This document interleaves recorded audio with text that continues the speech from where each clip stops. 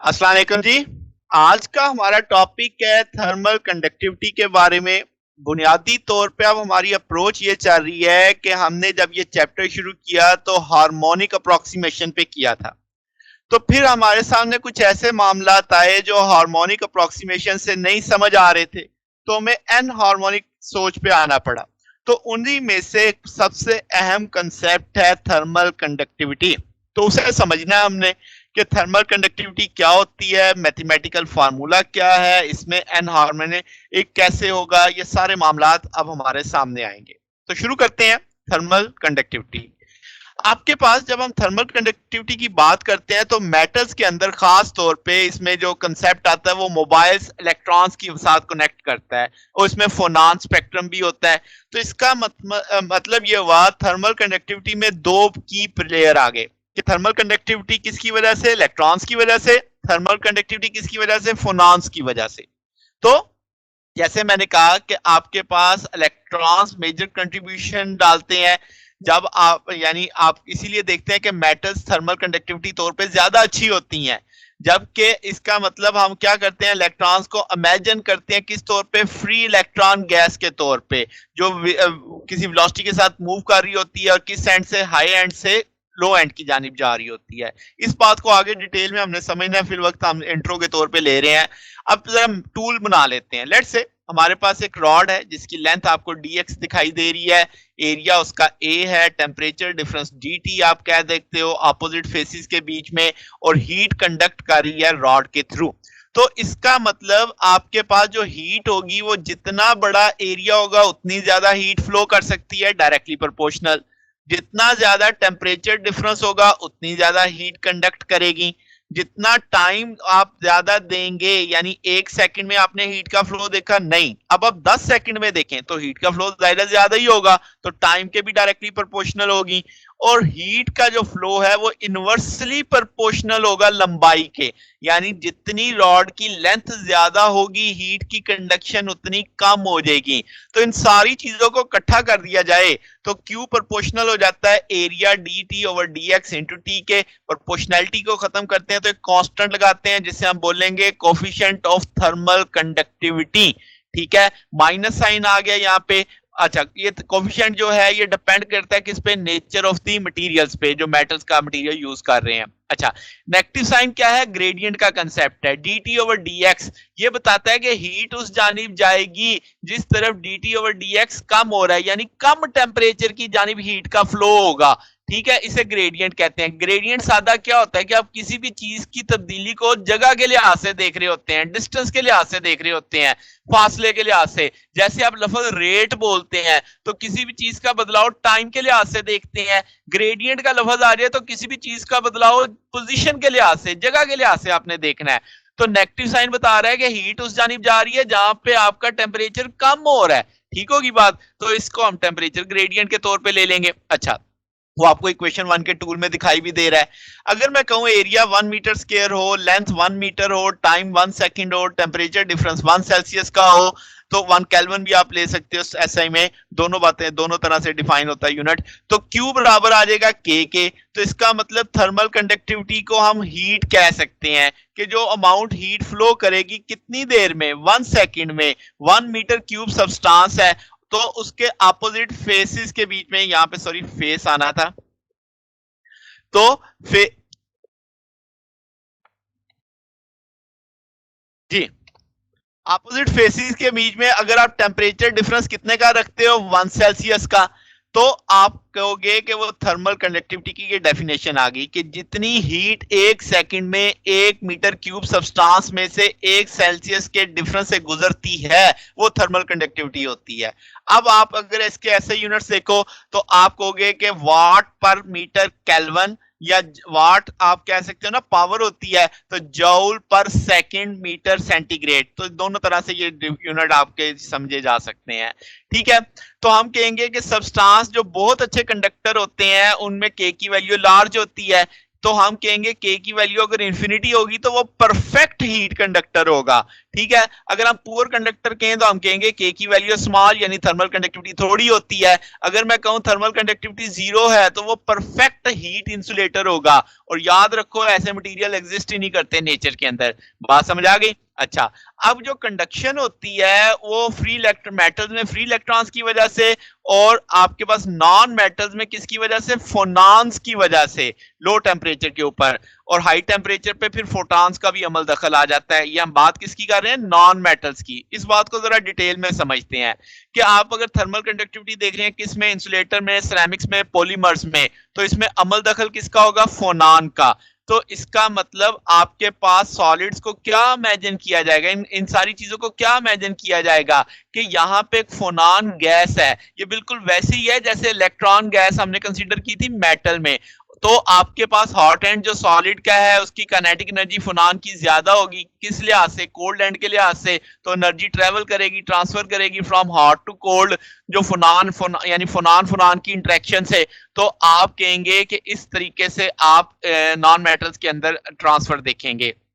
तो thermal conductivity depend कर रही है किस पे? मीन फ्री पाथ ऑफ फोनान्स पे। इसका मतलब क्या हुआ कि जो फोनान डिस्टेंस ट्रेवल करेंगे उस स्ट्रक्चर के अंदर बिफोर कोलाइडिंग, उसे मीन फ्री पाथ के तौर पे आप लिखेंगे। तो शॉर्ट मीन फ्री पाथ जो होगा वो किस चीज से रिलेट करेगा? लो थर्मल कंडक्टिविटी से। सादा सादा मतलब कि अगर फोनान लंबा चलता है, टक्कर खाए बगैर ज्यादा चलता है, तो मीन फ्री पाथ ज्यादा हो गया। टक्कर हो गई तो वो डाइवर्ट हो जाएगा। तो हम कहेंगे अगर मीन फ्री पाथ थोड़ा है तो थर्मल कंडक्टिविटी उसकी लो होगी।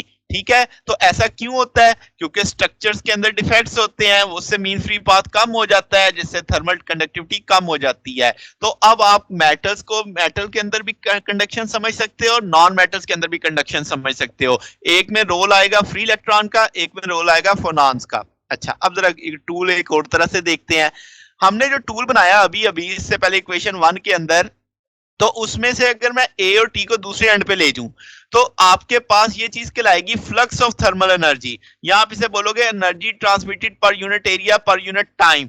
ठीक है, ये आपके पास देखो किसके बराबर है? ये है आपके पास ड्यू टू टेम्परेचर ग्रेडियंट के बराबर आ जाएगा ना, प्रोपोर्शनल। अगर आप एक कांस्टेंट को हटा देते हो तो ये सारी चीज पोटेंशियल ग्रेडियंट, टेम्परेचर ग्रेडियंट के प्रोपोर्शनल मानी जाएगी। अच्छा, तो ये जो इक्वेशन 2 है ये क्या बता रही है? ये हमें एक प्रोसेस बताती है कि आपके पास ये एक रैंडम प्रोसेस है कि एनर्जी आपके पास सिंपली एक एंड से नहीं दाखिल होकर दूसरे एंड पे चली जाती, बल्कि ये डिफ्यूज होती है। इसमें फ्रीक्वेंट कोलिजन्स आते हैं। अच्छा, अगर आप सोचो कि कोई भी कोलिजन ना हो, सीधा सीधा मामला हो कि एक एंड से गई दूसरे एंड से निकल गई, तो आपके पास फिर तो टेम्परेचर ग्रेडियंट पे वो डिपेंड ही नहीं करेगी, वो तो टेम्परेचर डिफरेंस पे डिपेंड करेगी अगर वहां पे कोई कोलिजन नहीं होती। मगर हम चूंकि जानते हैं कि वहां पे डिफ्यूजन का अमल चल रहा होता है, तो आपके पास ये जो रैंडम नेचर है कंडक्टिविटी की, ये डिपेंड कर रही है किस पे? टेम्परेचर ग्रेडियंट पे।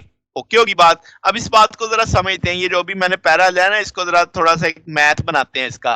क्या आप समझो एक आइडियल गैस है जिसके पास कुछ टेम्परेचर ग्रेडियंट है। हम कहते हैं 3 आप प्लेन्स ले लो ABC, आपने आर्बिट्रेरी चॉइस की है, यानी इमेजिनरी प्लेन्स हैं ये।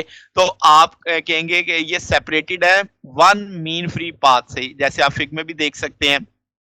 तो मॉलिक्यूल्स जो रैंडमली मूव करेंगे, हम कहेंगे ऑन एवरेज की बात कर रहे हैं कि 1/6 मूव कर देंगे लेफ्ट पे, 1/6 मूव करेंगे राइट पे। ये सेंटर वाला आपका बी के लिहाज से देखा जा रहा है। और आप देख सकते हो T1 बड़ा है T से और T बड़ा है किससे? T2 से।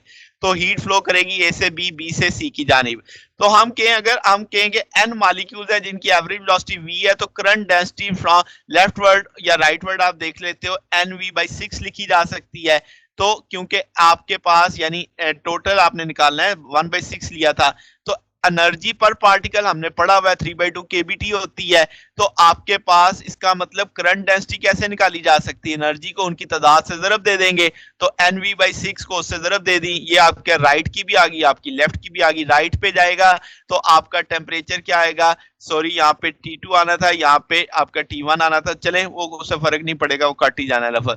ठीक है, तो ये चीज आ गई। अब आप इसका डिफरेंस ले लेंगे तो ये आपके पास करंट डेंसिटी का नेट आ जाएगी। तो इसका मतलब पार्टिकल्स ने जो प्लेन ए से है वो फिर प्लेन बी में जाएगा, फिर वो प्लेन सी में जाएगा। तो ग्रेडियंट अगर हम देखें dt बाई डी एक्स, तो t1 minus T to over 2l लगा देंगे। तो आप दोनों को इक्वेशन देखेंगे तो आपके पास हम कह सकते हैं कि a और b की जो वैल्यू है ना, ये आप इक्वेशन नंबर 2 में लगा देंगे, इक्वेशन 2 लिखी हुई है। तो अब आपने इस जगह पे वो वैल्यूज प्लेस करनी। तो अब आपके पास ये t1 minus T two t1 minus T two से कट जाएगा, क्योंकि ये कट जाना था इसलिए मैंने उसमें कोई ज्यादा बॉदर नहीं किया कि मेरा यहाँ से ये उलट हो गया है कि राइट पे आप देख सकते हो t2 आना था। चले अगर मैं कर भी दूं तो आप देख सकते हो कि ये आपके पास क्या बनना है, t2 राइट पे जो बन रहा है ये c वाला, और जो लेफ्ट पे बन रहा है वो कौन सा बनेगा, डेट इज t1 बनेगा आपके पास लेफ्ट वाली साइड पे। ठीक होगी बात। तो अब आपने इनका डिफरेंस देखना है, तो डिफरेंस देखेंगे तो आपके पास हम कह सकते हैं कि आपने वैल्यू का डिफरेंस लिया तो वो ये आ गया t1 माइनस टी2 के लिहाज से, सेम इसी तरीके से आपने निकाल लिया। तो अब आपने इसको सॉल्व कर लिया। अब क्या जनाब कि आपने यहाँ से t1 माइनस टी2 वाला फैक्टर कट किया, बाकी जो फैक्टर बच गए थे 2l दूसरी तरफ ले गए, 2 4 से कट जाएगा, 1/2 बच जाएगा, n के बी vl को अलग कर लिया। अब आप जानते हैं कि भाई heat capacity per unit volume अगर बात की जाए तो जो आपके पास यूनिट वॉल्यूम में 3/2 kBT है, यहाँ से आप क्या करो 3 को दूसरी तरफ ले जाओ C के, यानी C आपकी क्या है, हीट कैपेसिटी है, तो C/3 हो जाएगा 1/2 kBT। क्या ये 1/2 kBT इस जगह पे नहीं प्लेस किया जा सकता है C के अंदर? तो आपके पास क्या आ जाएगा कि C/3 VL आ जाएगा, 1/3 CVL। ये बुनियादी फार्मूला बन गया इक्वेशन 3। यही अब सारा हमारा रिजल्ट है। C यहाँ पे क्या है, specific heat per unit volume है, V क्या है, average velocity of the particle है, L क्या है, mean free path of the particle है। अब ये जो इक्वेशन 3 है ये हमने किसके लिए मानी थी, हमने पार्टिकल के लिए मानी थी कि कोई मटेरियल पार्टिकल जिसमें से हीट फ्लो कर रही है। यही फार्मूला हम अप्लाई कर सकते हैं किसके लिए, फोनान्स के लिए। अब आप क्या कहोगे, C क्या है, कैपेसिटी ऑफ फोनान, V क्या है, वेलोसिटी ऑफ प्रोपगेशन ऑफ फोनान, L क्या है, मीन फ्री पाथ ऑफ फोनान। यानी सारी जो पार्टिकल के लिए थी यानी इलेक्ट्रॉन के लिए थी वही फोनान्स के लिए बात होगी। हम इस बात को क्यों माने, क्योंकि आपके पास फोनान्स भी बिल्कुल उसी तरीके से इंटरेक्ट करते हैं जैसे पार्टिकल इंटरेक्ट करते हैं। अगर उनके पास मैस नहीं होता तो हम जो बात पार्टिकल्स के लिए कर रहे थे वही हम फोनान्स के लिए भी लगा सकते हैं।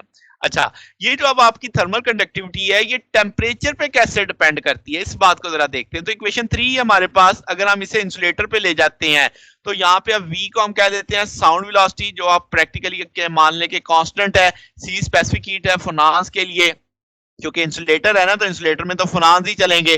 तो हम कहेंगे कि आपके पास इनका टेम्परेचर डिपेंडेंस है, तो वो डबई थ्योरी की कंट्रीब्यूशन से हम पढ़ लेते हैं। तो डबई थ्योरी कहती थी स्पेसिफिक हीट प्रोपोर्शनल होती है T3 के, कब तक, जब आपकी रेंज होती है 0 से थीटा डी। थीटा डी क्या है, दुबई टेम्परेचर। जैसे ही हम थीटा डी से आगे चलते हैं सी आपका क्या हो जाता है, कांस्टेंट, यानी हाई टेम्परेचर वाली सीन शुरू हो जाता है।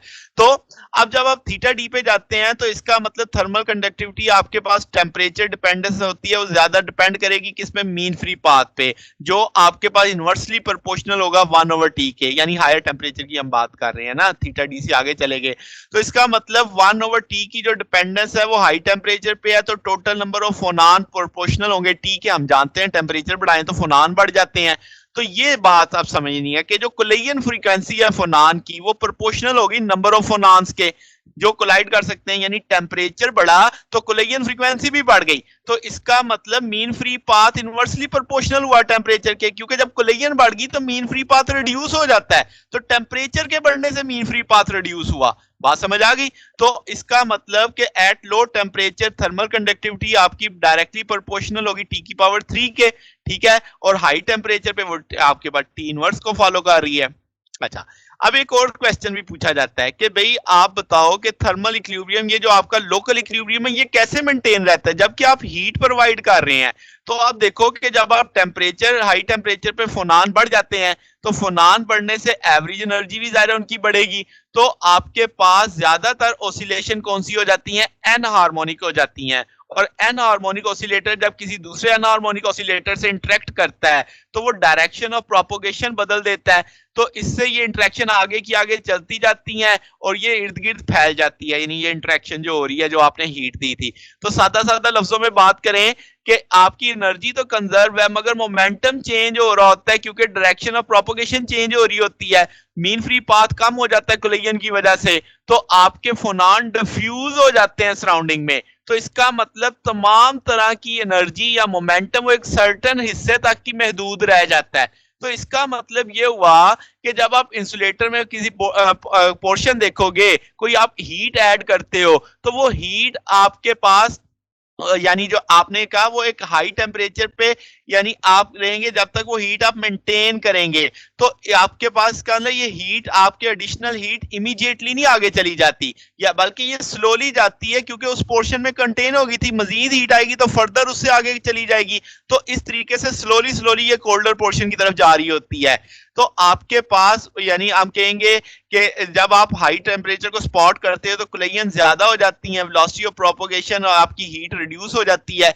तो अब नतीजा क्या निकला? नतीजा ये है कि भाई अगर आपके पास रेट ऑफ डिफ्यूजन अगर ज्यादा है, किसके लिहाज से? रेट ऑफ ट्रांसफर एनर्जी से, तब लोकल इक्विलिब्रियम हमेशा बना रहेगा। वो बात समझ भी आती है कि आपके पास डिफ्यूज होने का रेट, जो एनर्जी आगे इर्द गिर्द विसिनिटी में डिफ्यूज हो रही है, वो ज्यादा है। किसके लिहाज से? आपके पास जो आप हीट सप्लाई कर रहे हो, जो एनर्जी सप्लाई कर रहे हो, उसके लिहाज से। तो इक्विलिब्रियम तो बना रहेगा क्योंकि वहां से तो हीट ट्रेवल कर गई, वो वापस अपनी पहली हालत में आ जाता होगा। तो ये जनाब हमारे पास टॉपिक था जिसमें हमने थर्मल कंडक्टिविटी को डिटेल में पढ़ा। तो अगर आपको इसमें कोई बात पूछनी हो, डाउट हो, तो नीचे कमेंट्स में पूछ सकते हैं। वीडियो अच्छी लगी हो तो वीडियो को लाइक कीजिएगा, दोस्तों के साथ शेयर कीजिएगा, चैनल को भी सब्सक्राइब कर दीजिएगा। अब तक के लिए इतना ही, बकिया इंशाल्लाह फिर नेक्स्ट देखेंगे। ओके, अल्लाह हाफिज।